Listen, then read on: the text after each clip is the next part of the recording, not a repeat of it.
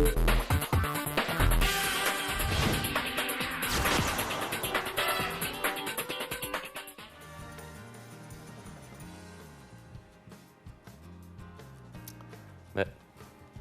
안녕하십니까. 대한민국의 열정과 긍지를 세계로 우리 대한민국 청년들의 성공적인 해외 진출을 지원하고 있는 해외 취업 전문가 박창규라고 합니다. 지난 시간이죠. 우리 지난 시간에서는 우리 대한민국 정부 지원 제도인 K무브 지원 사업을 통해서 우리 해외 취업을 접근할 수 있는 다양한 정보들 그리고 국가 그리고 필수 체크리스트에 대해서 알아봤는데요. 이제는 제가 오늘 이번 시간에서는요. 해외 취업을 접근하는 데 있어서 과연 우리 청년들이 우리 구직자들이 가장 희망하는 국가가 어디이며 그 국가에 어떠한 접근 방법을 가져야 되는지에 대해서 좀 구체적으로 알아볼 텐데요. 해외 취업을 준비하시는 분들이 가장 희망하는 국가가 바로 1위가 바로 미국입니다. 미국 아무래도 이제 전 세계에서 가장 강대국으로 지금 나타나고 있고요. 다양한 산업 분야 그리고 다양한 인종들이 있다 보니까 우리 대한민국 청년들 역시나 미국 쪽으로 접근하시는 이런 선호하는 청년들이 많아지는데요.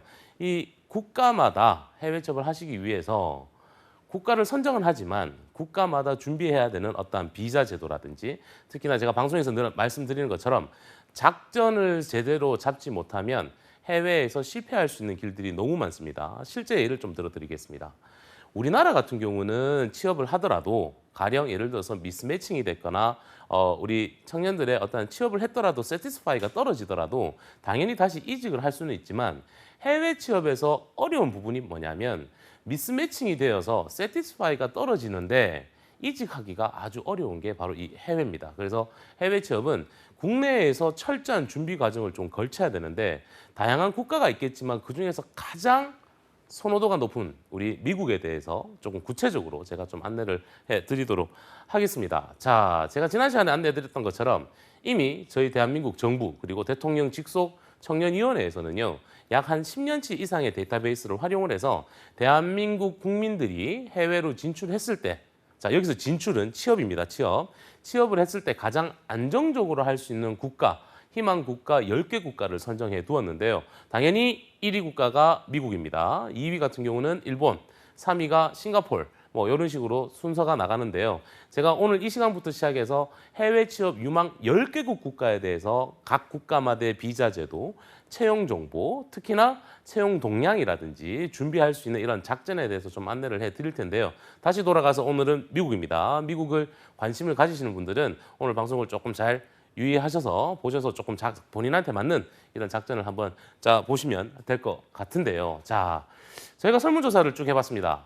현재 지금 보고 계시는 이 설문조사는 저희가 2016년도 하반기에 결과가 나왔던 설문조사인데요. 해외 취업을 가장 하고 싶은 국가 바로 1위가 화면에 보시는 것처럼 미국입니다. 그리고 2위가 이제 캐나다, 3위가 유로권 국가 이런 식으로 나가고요. 당연히 해외 취업을 선호하는 이유 중에서 가장 큰 건 복지 환경이 우수해서가 가장 큽니다. 특히나 뭐 우리 청년들이 많이 어학을 조금 더 늘리기 위해서 해외 인턴이나 해외 취업을 가는 분들도 계시겠지만 아무래도 국내와 좀 다른 어떤 근무 환경이라든지 복지 환경 때문에 이렇게 해외 취업을 선택을 하는데 그중에서 가장 핫한 국가가 바로 미국이라고 보실 수가 있는데요. 저희가 작년도 통계치를 조금 분석을 한번 해봤습니다. 2016년도 기준으로 보면 저희가 4,811명이 해외 취업에 성공을 했고요. 당연히 대한민국 정부 지원 제도인 K무브 정부 지원 사업으로 통해서 해외 취업 성공 장려금이라든지 이런 정부 지원금까지 수혜를 하셨는데 작년도 기준으로는 해외 취업에 가장 많이 나간 수는 일본입니다. 하지만 선호하는 국가가 미국이라는 점이 가장 크게 나타낼 수가 있는데요. 전체적인 통계치를 좀 보게 되면요. 가장 중요한 부분이 이겁니다. 해외 취업의 허와실이라는 이야기가 뭐 몇 년 전부터 이런 얘기가 있었습니다. 막상 해외 취업을 했더라도 가서 내가 할 수 있는 일들이 뭐 정말 청소라든지 아니면 어떤 뭐 설거지 여러분들 잘 아시다시피 하스피탈리티 직무 분야가 많았었는데요. 작년도 통계치로 보게 되면 저희가 전문직 종사자만 하더라도 1,255명 정도의 이런 실적을 보유를 하고 있고요. 쉽게 생각해서 판매직 같은 경우는 작년도에는 131명 정도밖에 되지 않는 이런 상황이 만들어졌습니다. 즉 이미 과거에 흘러왔던 해외 취업의 허와실 해외에 나가서 취업에 실패를 했다. 내가 가서 했던 일들이 허드렛 일이었다라는 건 지금 저희 대한민국의 K무브 정부 지원 제도를 통해서 저희 대한민국 정부와 그리고 전문가들이 이렇게 많은 노력을 끼치고 있으니까요. 여러분들 절대 걱정 안 하셔도 될 것 같습니다. 자, 이제 본격적으로 미국 취업에 대해서 저희가 조금 알아볼 텐데요. 자, 미국을 한번 보시려면 여러분들이 해외 취업을 준비하시는 분들이 첫 번째로 아셔야 되는 것들이 바로 뭐냐면 각 국가마다의 정부 기관의 업무가 어떻게 흘러가는지를 잘 보셔야 됩니다. 첫 번째가 바로 대사관입니다. 당연히 우리나라에도 미 대사관이 있듯이 대사관에서는요, 비자를 주는 곳이 대사관입니다. 대사관이 주로 하는 일은 비자 발급이 가장 주요 업무라고 보실 수가 있고요. 이제 각 국가마다의 이미그레이션, 저희가 이민국이라고 얘기를 하죠. 이미그레이션 같은 경우는 우리 피고용인들, 이제 사람이죠, 그죠? 저희가 보통 캔디데이시라고 이렇게 얘기를 하는데 피고용인의 관리 업무가 가장 주된 업무라고 보시면 되고요. 미국 같은 경우는 미국 국무부 연방이민국, 그리고 뭐 캐나다와 싱가포르 같은 경우는 저희가 노동청이라고 이렇게 표현을 하는데요. 해당 미국 같은 경우 국무부와 노동청 같은 경우는 외국인을 채용하려고 하는 그런 기업이나 외국인들을 연수 교육 훈련을 시키려고 하는 교육기관, 대학 같은 곳을 이제 검증하는, 평가하는 그런 업무들이 나타납니다. 그래서 보통 우리 청년들이 저한테 이런 질문을 많이 하세요. 저 미국에 취업을 했는데 저 바로 비자가 나오는 게 아니에요? 라는 얘기가 많은데요. 절대 그렇게 접근하시는 게 아닙니다. 내가 미국에 취업을 하더라도 일단 이민국에서는 우리 합격한 우리 구직자의 어떤 그런 뒷조사라고 저희가 보통 얘기하거든요. 그래서 이런 범죄 기록이라든지 해당 국가의 방문 기록이 있는지 이런 것들을 캔디데이트의 어떤 그런 형평성이라든지 이런 것들을 먼저 체크를 하고요. 그리고 미국 국무부 같은 경우는 미국에 있는 우리처럼 구직자를 외국인을 채용한 기업을 보통 저희가 익스펙션이라고 하는데요. 이제 감사를 하는 이런 절차들이 있습니다. 이런 절차들이 승인이 되어야지만 미국 국무부와 연방이민국에서 우리 한국인이 실질적으로 합법적으로 현지 국가에서 체류할 수 있는 비자를 발급받을 수 있는 기본 서류가 나오고요. 그 서류를 가지고 해당 국가에 있는 대사관에서 비자를 발급받으셔야 됩니다. 제가 뒤에서 조금 더 구체적으로 순서에 대해서 좀 알려드리도록 하겠습니다. 자, 보십시오. 이 여러분들 앞에 화면에서 보고 계시는 부분들을 보게 되면 이 국가별 업무 이원화 절차라고 보시면 됩니다. 보통 이제 해외 취업을 지원을 하는데 과연 상위 조직은 어디며 저희가 현지에서 관리받을 수 있는 게 어떤 것들이 있는지를 쫙 보실 수가 있는데요. 먼저 미국 기준으로 보게 되면 저희가 보통 USIA, USCIS라 그래서 미국 국무부 연방이민국이 가장 최고의 상위 조직이라고 보시면 됩니다. 이런 얘기들이 많습니다. 해외에 있는 국가에서 왜 우리처럼 한국인을 채용하려고 하느냐 라는 이야기가 많은데요. 미국이나 캐나다 그리고 싱가포르, 일본 같은 경우는 국가 정책에 따라서 조금 달라진다고 보시면 됩니다. 미국이란 쉽게 생각하시면 돼요. 미국 같은 경우는 땅이 크죠, 그죠? 예, 근데 국민들이 인구수는 그렇게 많지가 않습니다. 특히나 오리지널 아메리칸이 없습니다. 미국이라는 나라는 레지던이 되는 이민자의 국가입니다. 그래서 미국에서는 1960년대부터 시작해서 전 세계에 있는 청년들 그리고 우수한 인재들을 자국으로 유입을 시키기 위해서 이런 해외 취업 프로그램을 미국 정부가 장려하는 정책으로 끌고 간다고 보실 수가 있고요. 그 첫 번째 가장 큰 상위 조직이 바로 다시 말씀드리는 미국 국무부 연방이민국입니다. 그래서 그 밑에 물론 미국 국무부에서 모든 걸 다 핸들링을 할 수 없습니다. 그 하위 조직이 바로 저희가 보통 DS 스폰서라고 칭하는데요. 표에 보시는 것처럼 화면에 보시는 것처럼 저희가 한국식으로 표현하게 되면 고용지원센터라고 이렇게 표현을 하면 아마 우리 시청자분들께서 조금 더 이해하기 쉬우실 텐데요. 저희가 보통 DS 스폰서 기관이라고 칭하고요. 이런 DS 스폰서 기관 같은 경우는 현지에 있는 외국인을 채용하고자 하는 기업들을 자격 검증을 하거나 관리 업무를 하는 그런 기관이라고 보시면 되고요. 특히나 우리 자국 내에 인턴십이나 취업으로 이제 외국인들이 이제 입국을 했을 때의 어떤 그런 관리적인 업무도 같이 진행이 되고 있고요. 특히나 우리 자국 내에 들어온 외국인들이 얼마나 생활 환경이라든지 이런 부분들의 안정성까지 이런 분들이 체크를 하시면 되고요. 뭐 이런 경우도 있습니다. 불법적인 채용이라든지 급여를 뭐 주지 못했다거나 이런 것들 역시나 인스펙션, 감사, 검수를 통해서 이런 것도 이제 감사 업무 등과 같은 것도 같은 이런 DS 스폰서 기관에서 진행을 하고 있고요. 제일 중요한 거죠. 네, 합법적인 비자를 발급받을 수 있는 그런 사전 검증을 할 단계의 노여인 업무도 이 DS 스폰서 기관에서 합니다. 그리고 그 하위 조직을 보시면 바로 스폰서 기관이라고 합니다. 스폰서 기관.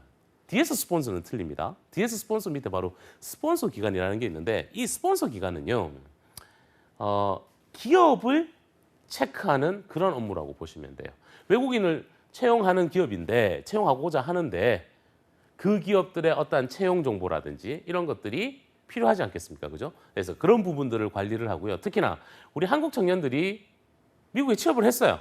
취업을 했음에도 불구하고 현지에서 어떠한 뭐 여러 가지 문제점들이 발생하는데 그런 업무들도 스폰서 기관에서 관리를 한다고 보시면 되고요. 그리고 바로 한국에 있는 이제 알선기관이라고 보통 표현을 하는데 저희 알선기관들 같은 경우는 지금 고용노동부에 국외 유료 직업 사업 소개업을 가지고요. 정식 인허가를 통해야 되고요.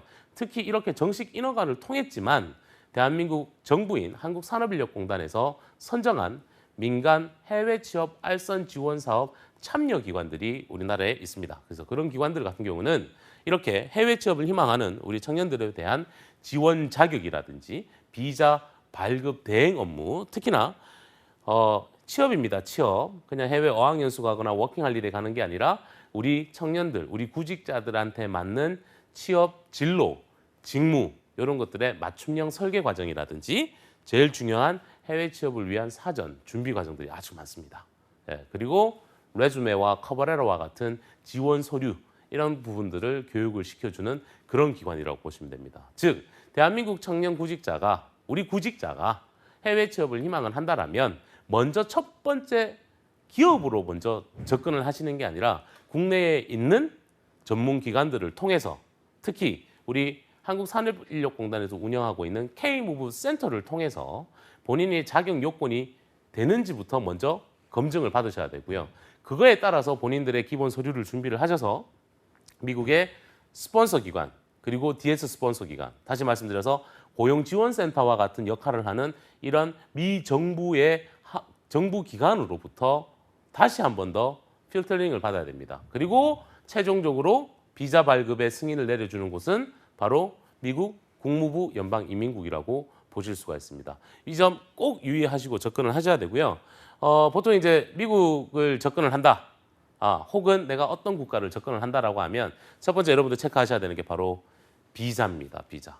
제가 늘 이런 말씀을 좀 드리지만 저는 이민 변호사는 아닙니다. 하지만 해외 취업 전문가로서 활동을 하다 보니까 각 국가의 취업으로 연결될 수 있는 비자들을 제가 좀 안내를 해드릴 수가 있을 것 같은데요. 자, 미국 같은 경우는요. 앞에 표에 보시다시피 비자가 이런 형태로 많이 나뉩니다. 첫 번째, 미국을 입국을 하기 위해서는 꼭 취업이 아니더라도 지금 우리나라와 미국은 무비자 교류 협정 체결이 되어 있기 때문에 과거에는 제가 이제 미국을 갈 때는요. 저희가 관광 비자로 가더라도 우리 서울에 있는 미 대사관에서 비자 인터뷰를 받았어야 됩니다. 하지만 지금은 관광 비자, 즉 관광 목적으로 미국을 방문할 경우에는 이스타라는 이런 필수 서류가 필요한데 이런 건 이스타 웹페이지에 들어가셔서 본인들이 수수료 납부하시고 직접 이렇게 비자를 받으실 수가 있는데요. 이런 경우 같은 경우는 뭐 굳이 미국 대사관에 가셔서 인터뷰를 보시거나 이럴 필요는 없습니다. 하지만 관광 비자를 가지고 미국에 입국했을 때는요.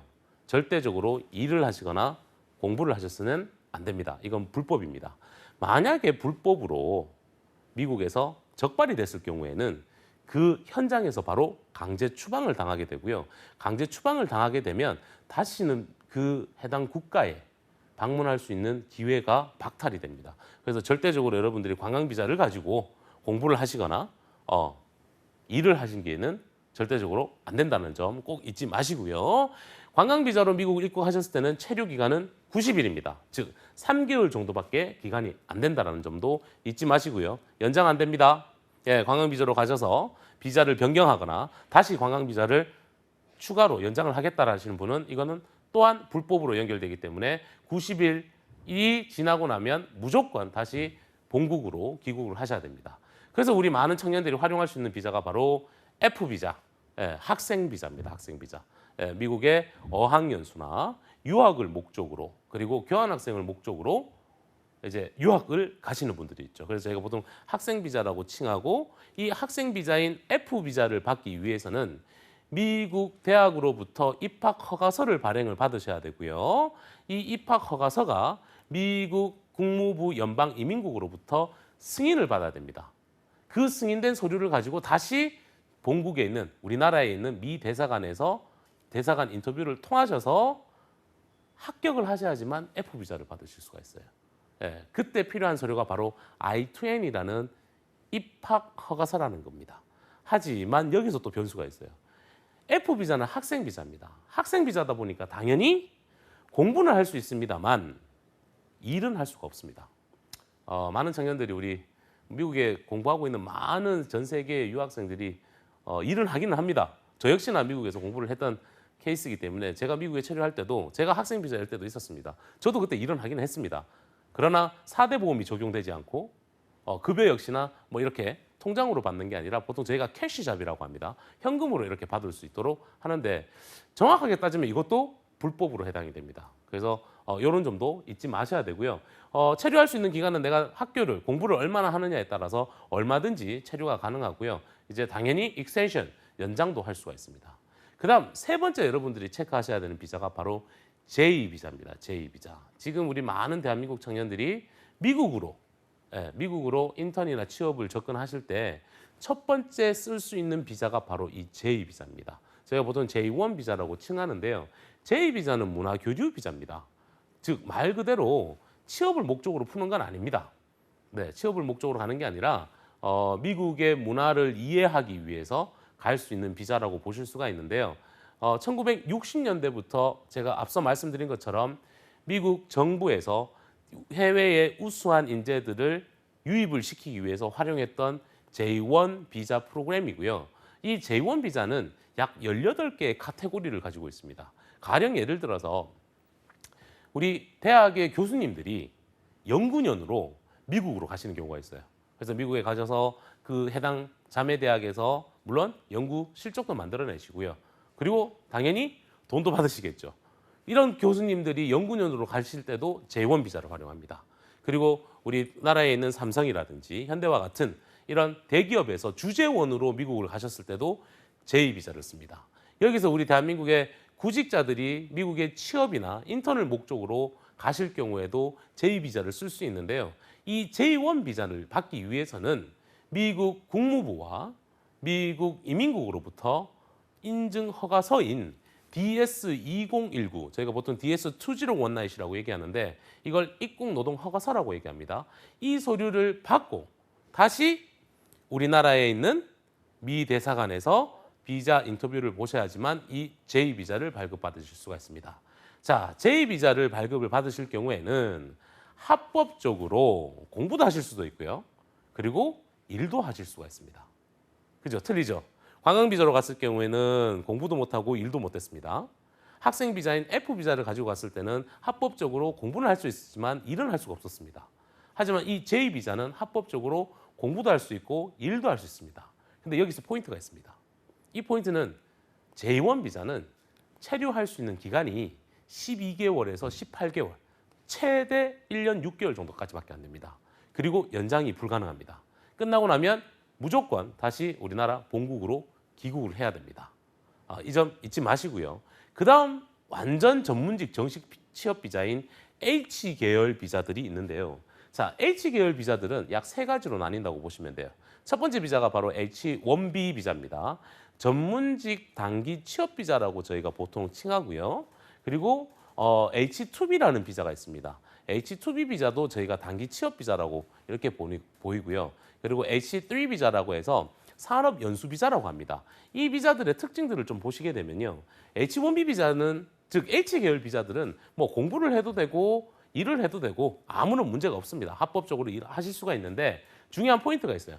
H1B 비자 같은 경우는 미국 정부가 판단 내리기에 특정 직무 분야에 대한 정말 전문가구나라고 판단을 내렸을 때 주는 비자가 바로 H1B 비자입니다. H2B 비자는 어떤 비자냐면 자, 가령 예를 들어 드리겠습니다. 미국은 보통 이제 우리가 방학이라고 많이를 하죠. 그러니까 예를 들어서 한국 같은 경우는 여름 방학, 겨울 방학이 나뉘는데 미국 같은 경우는 베케이션이 방학이 4, 5, 6, 7, 8입니다. 4월 달부터 8월 달까지가 방학입니다. 겨울 방학은 그렇게 길지가 않습니다. 보통 한 2주 학교마다 조금 상이한데 즉 이 서머 베케이션이 약 한 5개월 정도 됩니다.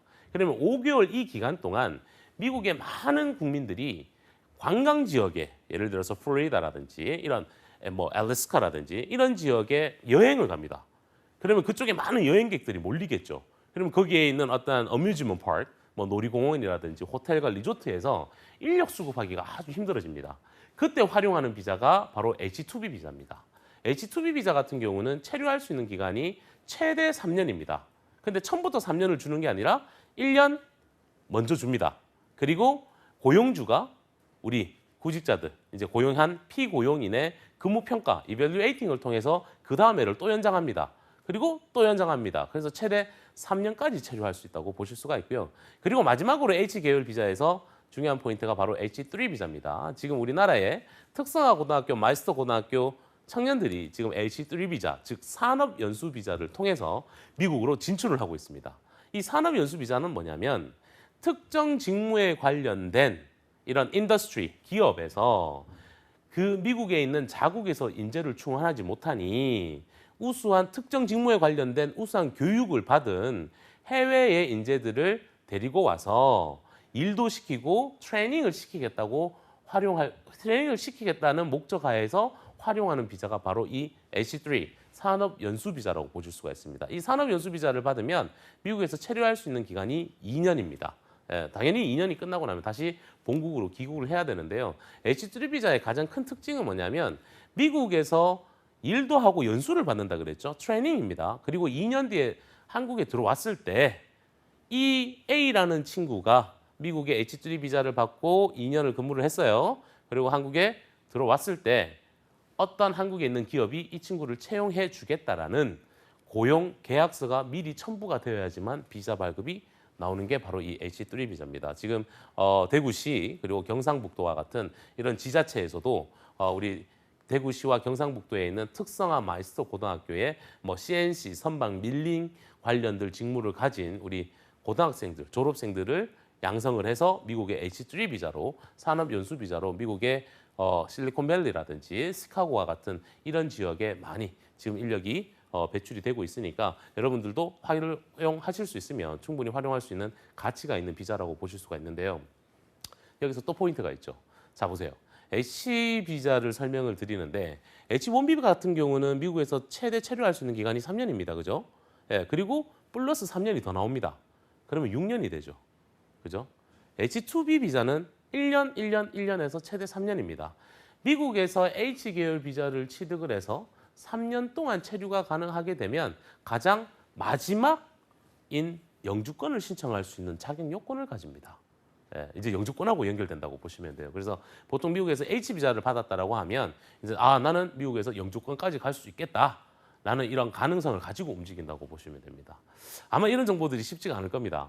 우리 많은 청년들이 K무브 사업을 통해서 이제 글로벌 인재가 되기 위해서 미국으로 접근을 하지만 실질적인 이런 귀한 정보들이 여러분들한테 알고 계셔야 돼요.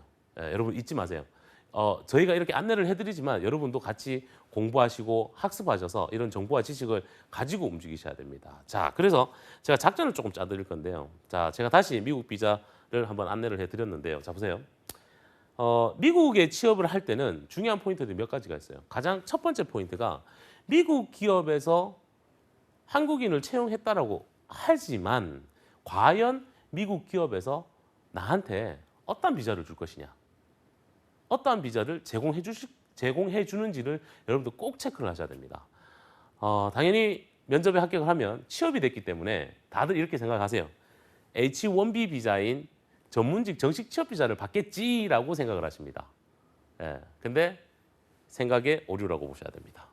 H1B 비자 쉽지 않습니다. H1B 비자는 매년 4월 1일에서 4월 7일, 즉 신청할 수 있는 기간이 1년에 한 번밖에 없습니다. 예를 들어 봅시다. 오늘 5월입니다. 지금 현재 5월인데 지금 면접을 봤어요. 봐서 합격을 했습니다. 했는데 올해 합격을 했지만 이미 4월 1일에서 4월 7일이 지나간 상황입니다. 즉 내년도를 또 기다려야 되는 거예요. 그죠? 그리고 여기서 또 포인트가 있어요. 4월 1일에서 4월 7일 날 H1B 비자를 신청을 하지만 실제 신청한다고 다 모두 발급이 되는 게 아니에요. 추첨식입니다. 추첨식. 네. 뭐 제비뽑기식으로 이렇게 추첨으로 들어가게 되고요. 뭐 제가 흔히들 뭐 복불복이라는 이런 좀 여담도 쓰긴 쓰는데요. 자, 이렇게 추첨식으로 선발을 하게 되고요. 매년 8만 5천 명만 선발을 합니다. 이미 지금 2017년도는 4월 1일에서 4월 7일까지 사이에 H1B 비자를 신청을 하셨고요. 그 신청하신 분들은 벌써 이미 고용주 면접에서 합격하신 분들이나 혹은 J1 비자로 해당 국가에, 즉 미국의 기업에서 근무하시는 분들이세요.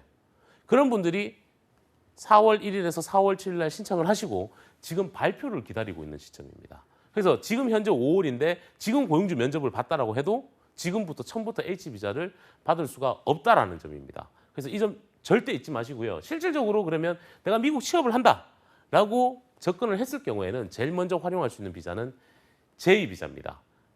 그리고 입장을 조금 바꿔놓으셔야 될 것 같습니다. 우리 시청자 여러분들께서 내가 고용주라면 왜 처음부터 영주권하고 연결되는 H비자나 E비자를 과연 여러분들 주실 수 있으실까요?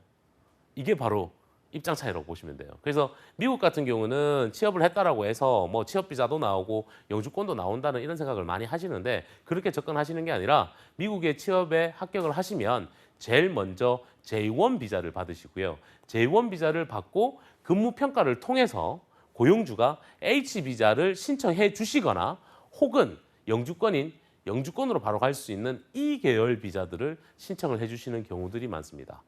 작년도 사례를 조금 들어보면 제가 작년도에 저를 통해서 이제 해외 취업을 미국으로 가신 분들 중에서 약 한 70% 인원들이 이제 처음에 가실 때는 J 비자로 가시죠. 근데 J 비자를 가셔서 가신 분들이 한 70%가 H 비자나 혹은 E2 비자, EB3 이제 바로 취업 영주권으로 가는 게 있거든요.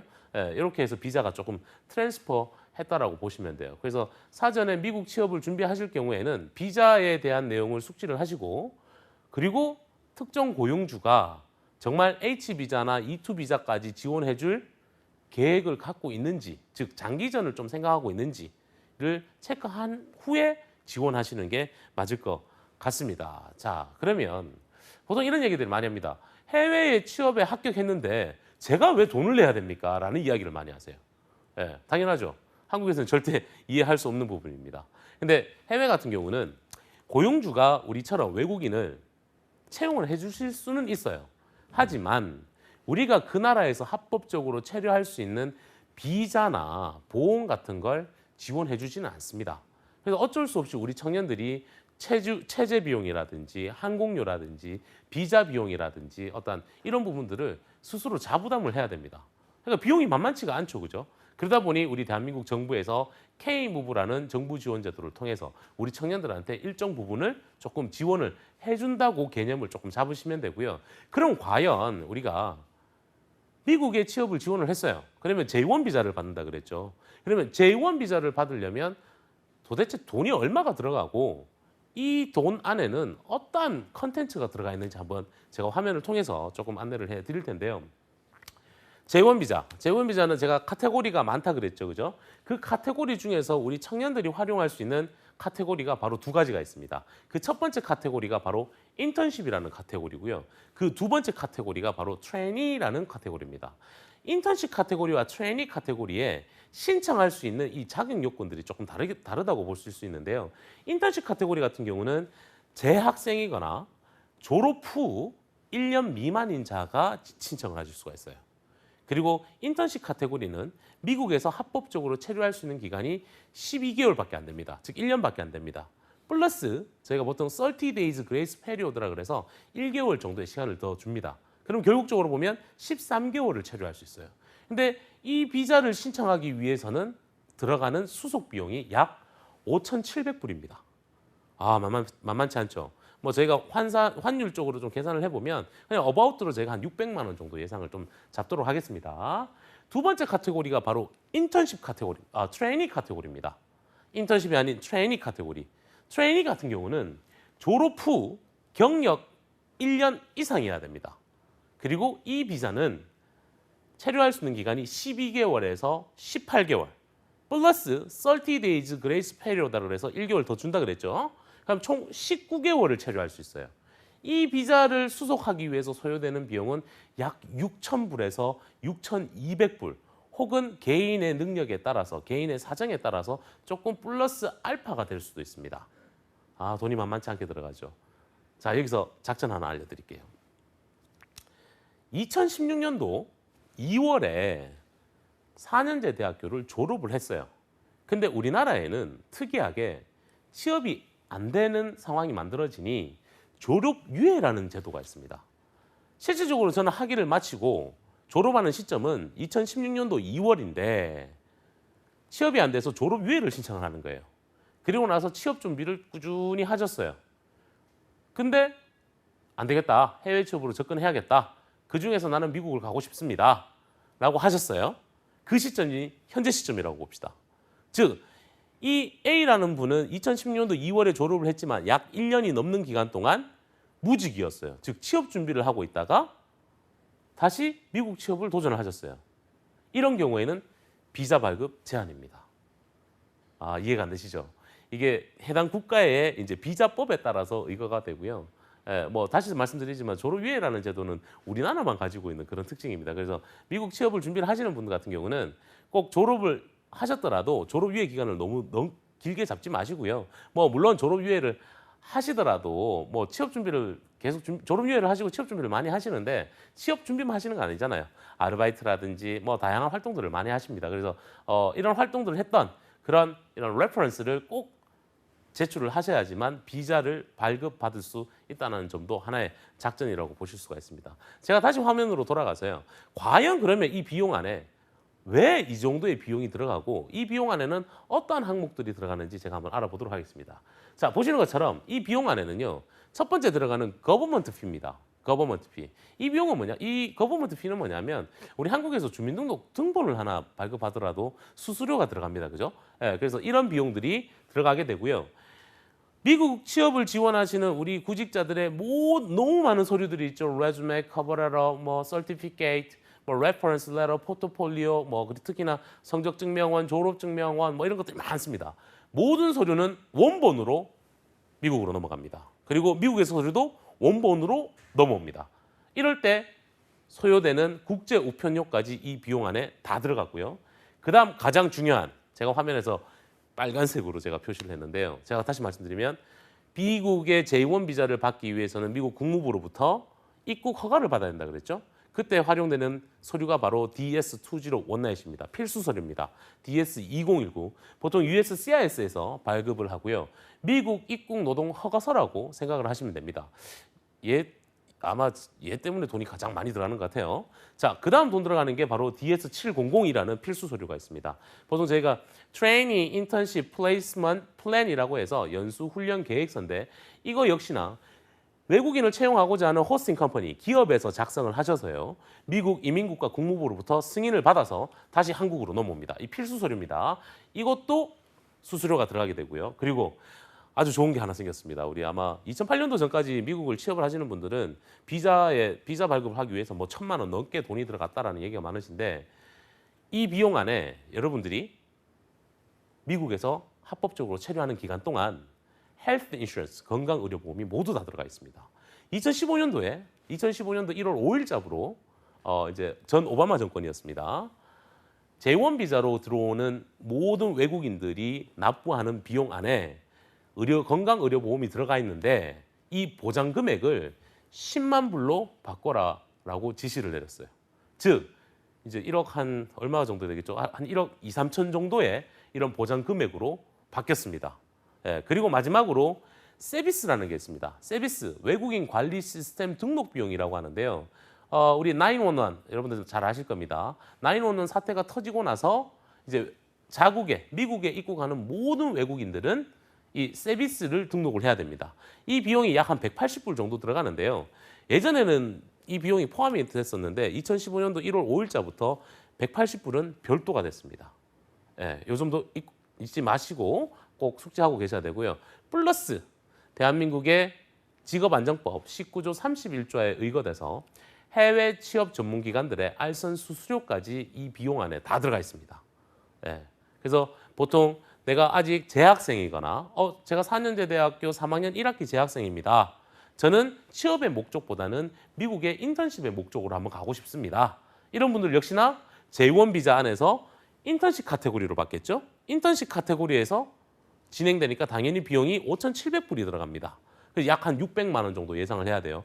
저는 대학교를 졸업하고 지금 직장 생활을 한 1년 정도 하고 있는데 제가 미국에 취업을 한번 해보고 싶습니다. 이런 분들은 당연히 J1 비자를 발급받고 화면에 보시는 것처럼 트레이니 카테고리로 접근을 하신다고 보시면 됩니다. 자, 여기서 이런 얘기들이 많이 나와요. 선생님, 과연 이 돈이 한꺼번에 다 들어가야 됩니까? 라는 얘기가 있는데 미국 취업을 접근하시는 분들의 순서도가 프로세스 과정이 정말 중요한데요. 저희가 보통 이제 미국 취업을 하겠다라고 하시면 저희가 제일 먼저 하는 일이 스텝 1입니다. 멘토링부터 합니다. 왜 가려고 하는지. 당연히 저희가 멘토링의 어떤 커리큘럼대로 진행을 하는데요. 왜 가려고 하는지, 그리고 전공이 무엇인지 여러 가지를 저희가 판단을 내리고요. 그리고 제일 중요한 그죠? 의지죠, 의지, 열정. 예.